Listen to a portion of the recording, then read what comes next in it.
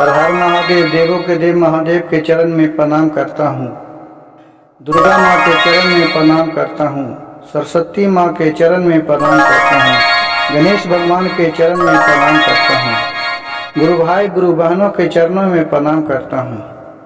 गुरु भाई गुरु बहन, आज का कहानी बहुत ही दिलचस्प और सुंदर और सुनने योग्य है। कृपया कहानी को अंत तक सुनिएगा। आज का कहानी का मेन शीर्षक भाग है कार्तिक स्नान दान व्रत कथा। एक गांव में एक कंजूस बुढ़िया रहती थी। वो बुढ़िया कभी भी पूजा पाठ नहीं करती थी और वो पैसा के पीछे जिंदगी भर भागते रहती थी, कहूँ भी अपने फायदे के लिए देखती थी। कुछ समय उसी बीता गया। उसका घर में बहू आई। उसका बहू बहुत ही पूजा पाठ सब देवता के करती थी, शिव चर्चा में जाती थी और हर एक तरह के पूजा पाठ करती थी। इसको देखकर दिन पर दिन उसका जो साज थी वो बहुत ही अंदर अंदर कुर्ते रहती थी कि जे भी ये पूजा पाठ में मेरे बहू सब कमाया हुआ मेरा धन इधर उधर अनाथ के दान दक्षिणा में लगा देती है। उससे बकी खुल के अपने बेटे को मोह ममता के जाल के चक्कर में बुढ़िया अपने बहू पर खिसियाती नहीं थी, बल्कि मन ही मनो कचोट कचोट के रहती थी। और उसके बहू नित्य दिन बिना स्नान कर ले घर में खाना नहीं खाते थे। उसी करते करते कार्तिक का महीना आया। अपने सास से अपने बहू बोली कि माता जी, कार्तिक का महीना है, सोच रहे हैं कि जाते हैं गंगा जी स्नान करने के लिए। तो उसकी सास ने सोचा कि ये तो बहुत अच्छा ही बात है। जुगाड़ सोचा कि क्यों नहीं इसको जाके वहीं गंगे में इसको मरवा दिया जाए, ताकि हमको घर में जितना भी है वो सब पूजा पाठ में जो खर्चा करती है वो बच जाएगी। कहा कि हाँ हाँ हाँ, क्यों न बहू, ऐसा भला कहने की बात है कि तुम क्यों न जरूर जाएगी। कब जाएगी? तो उसकी बहू बोली कि माता जी, 4 दिन के बाद कार्तिक महीना शुरू हो रहा है। सोच रहे हैं कि मैं उसी के महीना चढ़ते ही चले जाऊं, जो वहाँ गंगा घाट पे सबके रहने के लिए वहाँ के लोग फ्री में तंबू टान देते हैं और उसी में पूरा महीना जो भी दान दक्षिणा ना गंगा स्नान करने जाती है वो रहती है और किसी भी चीज का वहाँ अपना दिक्कत नहीं होता है। उसका बहू बोली कि ठीक है। सास बोली ठीक है बहू, तुम चले जाना। तो बहू के पति ने अपने पत्नी के लिए लाया काजू किशमिश छुहेरा गरी नारियल कि मेरे पत्नी जाएगी गंगा स्नान करने के लिए, तो अपने सुबह में उठेगी स्नान दान करके, तो अपने कुछ खाना के लिए भी अपना सुबह सुबह खाना खा लेगी, क्योंकि उसका बेटा और उसका बहू में बहुत ही प्रेम था। और उसी तरह अपने पत्नी के लिए सब सारी सामान लाई और उसके बहू ने ले जाने के लिए लड्डू बनाया, घी के लड्डू बनाया और सब चीज और बना के एक झोला में करके घर में रख दिया। फिर जब एक दिन बीता तो उसका सास ने क्या किया कि मन ही मन सोचने लगा कि ये मेरी बहू इतना चिकन चिकन सामान खाएगी, क्यों नहीं इसको मैं झोला ही बदल देता हूँ। फिर गंगा के घाट पर से कहाँ ही आएगी घर लौट के। उसका सास ने क्या किया, बहू के सास ने, कि गोबर और ये जो होता है भूसा, धान का उसको मिला के लड्डू बना के और छत पर सुखा दिया। और उसी तरह जितना जितना बड़ा लड्डू बना हुआ था उतने बड़ा लड्डू बना के और उसी तरह का झोला ला के और उसी झोला में गोबर का लड्डू रख दिया और सीके, और वो जो लड्डू बनाया हुआ था घी में और गरी छुहेरा किशमिश रखा हुआ था उसको वहां से हटा दिया। और वो बुढ़िया अपने उसका 2 बेटी थी, वो अपने बेटी के पास सोचा कि ये चल जाएगी मेरी बहू तो अपने बेटी के पास इसको पहुंचवा दूंगा। और वैसे किया। फिर गंगा स्नान के लिए उसका टाइम आ गया। अपने पति के साथ वो चले गए गंगा स्नान करने के लिए। तो उसकी सास ने बोले कि बहू इसको काम पर जाना रहता है, कमाएंगे नहीं तो हम लोग खाएंगे कहाँ से। अब 1 महीना ये तुम्हारे साथ तो नहीं रहने रहेगा, जाएगा 15 दिन पर, अपना 10 दिन पर होके चला आएगा। जब तक तुम अपना पूजा पाठ करते रहना और जब महीना पूरेगा तो जाके आपको ले लाएगा। इसकी ठीक है माँ जी, कोई बात नहीं है। अब बहू बेचारी सौदिलिया, उसका मन में छल कपट नाम की चीज नहीं था। लेकिन ये जो सास थी उसका रुपया के आगे कुछ भी नहीं सुहाता था और बहुत ही कपटी छल्ली औरत थी। वो फिर चले गया।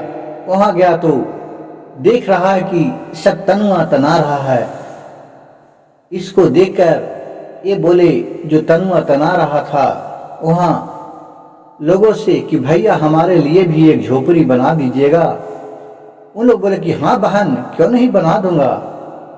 दोनों में भाई बहन का रिश्ता बन गया और उसका तनुआ तना गया, उसका एक झोपड़ी लग गया गंगा स्नान करने के लिए। और फिर वहां से पहुंचा के पति उसके चले आया, क्योंकि यहाँ अपनी माँ के ऑर्डर था कि बेटा तू पहुंचा के चले आना। तो माँ के बात अगर नहीं मानता तो भी ठीक नहीं है। गुरु भाई गुरु बहन, आजकल जो अगर एक बेटा अपनी माँ के बात नहीं माने तो देखिए उसकी माँ कितना शिकायत करता है लोगों के पास। लेकिन बहुत से बेटा है कि अपनी माँ की सारी बात मानती है, उसी तरह वो भी बेटा अपने माँ की बात मानता था।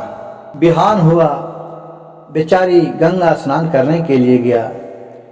झोला में से लड्डू निकाला, भोग लगाए भोलेनाथ के, शंकर जी के, विष्णु जी के, लक्ष्मी जी के, सबको अपने ध्यान लगा के लगाए। लेकिन जो गोबर का लड्डू दिया था वो लड्डू अच्छा जिस तरह के लड्डू बना था वही लड्डू बन गया था। सब भोलेनाथ और विष्णु भगवान की लीला है।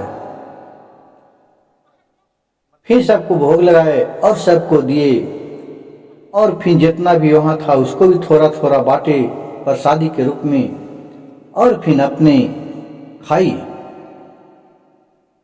और लक्ष्मी जी भी, पार्वती जी भी, सब कोई इनसे इतना पसंद थी, इसका रहन सहन, बात विचार, इसका पूजा पाठ से सब खुश थी। इसका सच्चा दिल की बहू थी।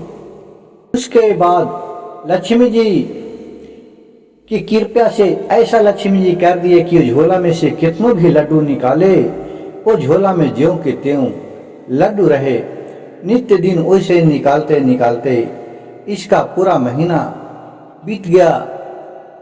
और जो उसका था झोपड़ी वो महल बन गया सोने का और वहां रहने लगा और उसी में जाके रहते थे।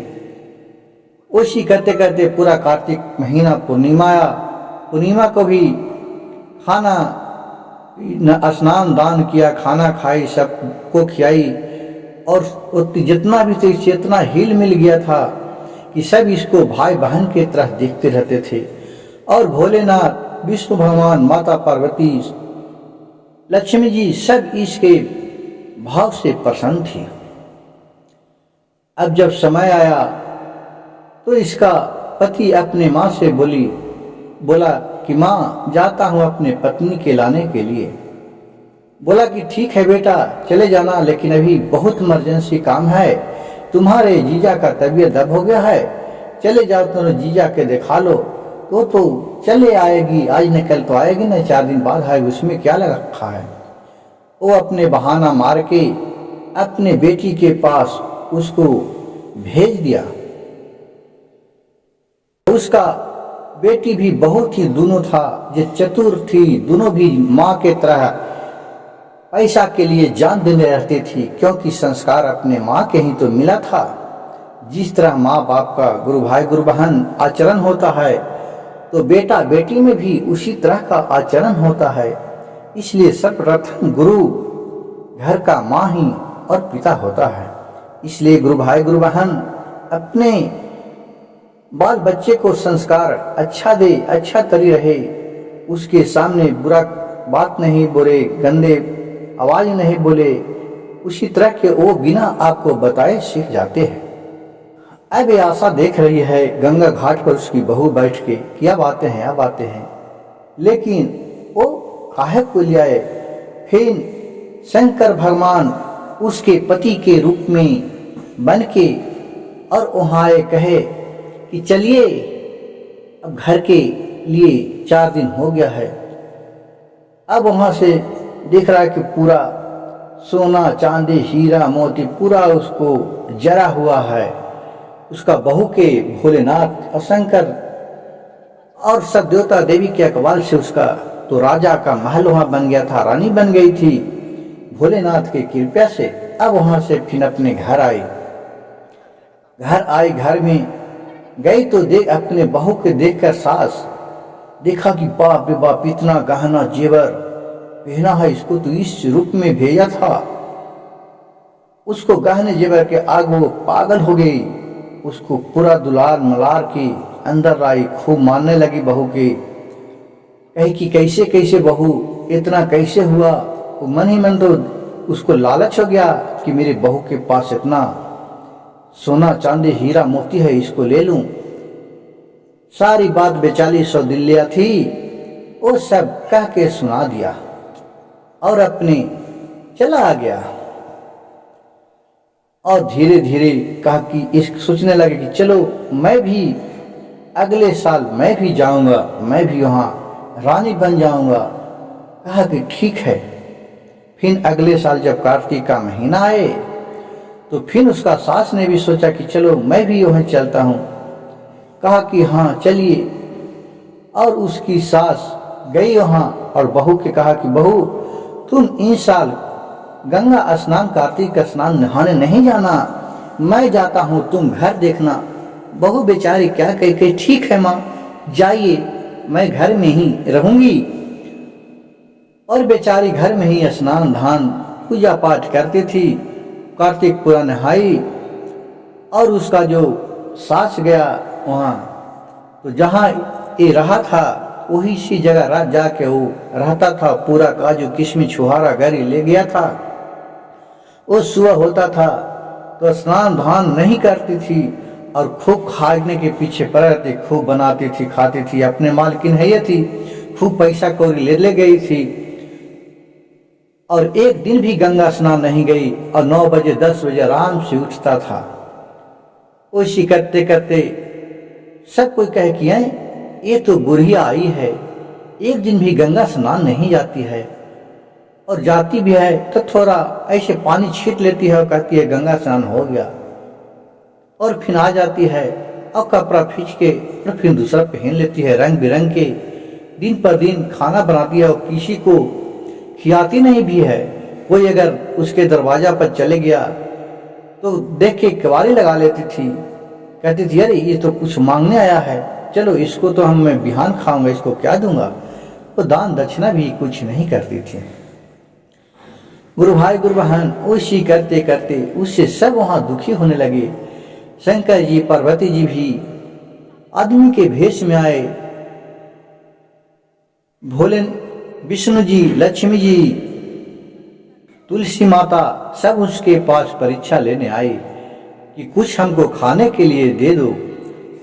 इस जगह पर जो भी आते हैं, जो भूखे को अन्न प्यास को पानी पियाते हैं तभी उसका पुण्य होता है। लेकिन वो बुढ़िया ने किसी को नहीं कहा कि नहीं तुम लोग हमारे दरवाजे पर से जाओ, तुम लोग के क्या हाथ गोर नहीं है, तुम लोग नहीं खाई। बहुत दुदकार के उसको भगा दिया। फिर सब कोई चले गए। जब कार्तिक के पूर्णिमा आई, अब सोची कि मैं चलता हूँ, आज स्नान करके अपने घर चले जाता हूँ। जब गंगा में डुबकी लगाए तो देख रही है कि वो औरत पूरा शरीर बकरी बन गया और मुंह खाली आदमी के रहा कि जिससे वो अपने पहचान सके। और वो देख के बहुत ही वो चंभा हो गई और रोने लगी, अपने में करने लगी, लेकिन उसका आवाज कौन सुनता है। फिर वहां से दौड़ी दौड़ी अपने घर में चली आई जहां रहती थी, गंगा किनारे। फिर पूर्णिमा के बाद इसका जो बहू थी वो अपने पति को भेजी कि जी जाइए ना, माता जी को लेके चले आइए। माता जी आज 2 दिन हो गया पूर्णिमा, वहां स्नान ध्यान कर लिए होंगे पूरा, जाके ले लाइए। वो लाने के लिए गए तो उसी जगह देख रहे हैं कि एक बकरी है, उसका माँ नहीं है और मैं कर रही है, और जो मुरी है जो उसका माँ के है, लेकिन आवाज बकरी के है और आधा पूरा शरीर बकरी का ही है। ये सब देख के वो समझ गया कि लग रहा है कि कुछ न कुछ जरूर भगवान का लीला है। फिर वो बेचारे बकरी को लेके अपने घर चले आए। ये सब देख के उसके बहू बोली कि क्या हो गया, ये माँ है और बाकी शरीर तो बकरी का हो गया। ये तो बहुत ही अचंभव हो गया। और वो बहुत ही सब अपने वे सब पूरा गांव जवार उसको परिवार उसको ही फैला गया कि उसका जो माँ थी जो बकरी बन गई है, गंगा स्नान करने के लिए गई थी। अब वो सब बेटी आई, उसको दोनों 2 बेटी थी जो भी लालची थी, अपने माँ की तरह खाली दौलत के पीछे जिंदगी भर पड़ रहती थी कि किधर से हम दौलत माँ के और अपने भाभी और भैया के दौलत हम ले लें। तो हम जाके देख रही है तो उसका माँ बकरी का बन गई है। अब ये सारी कहानी कह के अपने भाभी से सुनाने लगी। भाभी, मेरी माँ बहुत ही लालची थी और इसका कमाया हुआ धन मैं हम लोग के पास लेके चले जाते थे। भाभी, आप ही इसका निवारण कीजिए। भाभी बहुत अपना देवता देवी को मनाए, ब्राह्मण को बुलाए, सब लोग आए।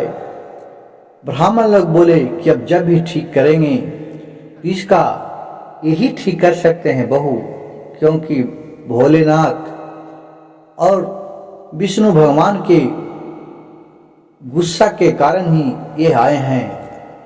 अभी जब भी होंगे तो कार्तिक मास में ही इसका पूर्ण निवारण होगा, जब तक इसको बकरी के रूप में ही रहना पड़ेगा। और साल भर फिर उसकी बहु सेवा टहल अपने सास को किया और बकरी के रूप में ही वो साल भर रहने लगी। फिर कार्तिक का महीना आया तो वो स्नान करने के लिए बहू अपने साथ बकरी को भी ले जा गई और वहाँ डेली स्नान अपने भी करे, बकरी को भी करावे। जब पूरा महीना पूरा हो गया तो उसके बहू ने वहाँ एक भंडारा रखा।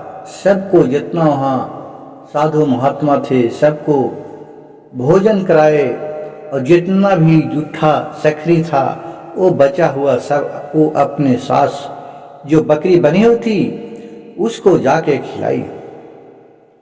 उसमें भोलेनाथ, विष्णु भगवान, माता लक्ष्मी, पार्वती, सरस्वती, माता तुलसी सब लोग आए थे। लेकिन किसी ने थोड़ी किसी को पहचानेगा। इनका शक्ति था अपना ध्यान लगा के इसका बहुत ही जो खाना सबको खिलाई और सबको जूठा फिर बकरी को ले जाके खिलाई। फिर बकरी सबको जूठा खाई तो जाके फिर वो जस के तस फिर अपने मनुष्य तन में आ गई और अपने बहू के चरण में गिर गया और बोली, बहू तूने आज फिर से मेरे शरीर को वापस ला दिया है। हमने तो जिंदगी भर पैसा के आगे कुछ भी नहीं समझा कि कोई देवता देवी नहीं है, और मैं न किसी को दान किया न पुण्य किया। मैं जो भी कमाते थे अपने बेटी के लिए सोचती थी कि अपने बेटी को देते जाएं, क्योंकि हम लोग के पास जो संपत्ति है, और मैं उसका बेटी भी उतना ही परलोभी थी। बोली माँ जी सास ने बोली बहू से कि बहू हमसे जो गलती हो गया जो क्षमा कर दीजिए। और बहू के पैर पे गिर पड़ा सास ने, तो बहू ने हाथ जोड़ के उठा लिया अपने सास को। बोली माँ जी आप इतना हमें दोषी, पाप का दोषी नहीं बनाइए। आपका जो कर्तव्य था जो आपने किए, और जो मेरा कर्तव्य था जो मैं किया। और फिर वहाँ से दोनों कोई खुशी खुशी घर आए और फिर घर रहने लगे।